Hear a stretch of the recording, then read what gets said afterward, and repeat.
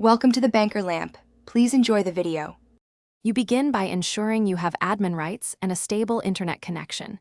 You will need either a 25-character product key or a Microsoft account with a digital license. Open Settings, then System, and navigate to Activation to start the process. Once in activation, choose Change Product Key or sign in to your Microsoft account. This step links the license to your device and prepares Windows 11 Pro activation. Make sure to note your device ID before proceeding. Now you enter the core activation steps. Click Change Product Key when prompted or sign in with the Microsoft account that holds your digital license.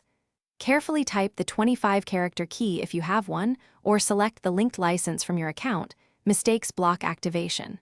Once entered, Windows will contact Microsoft servers to validate the key and link the license to your hardware.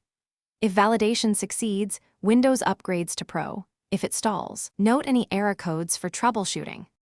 Complete the process by confirming activation shows Windows is activated with a digital license or similar status. Once done, restart if prompted so all Pro features and policies apply correctly. If activation fails, run the built-in activation troubleshooter from settings and follow its recommended fixes. It resolves many account or hardware-linked issues. If that does not work, record the specific error code, try re-entering the key, and contact Microsoft support with the code for further resolution. Thanks for watching. If this was helpful, leave a like and consider subscribing. See you next time.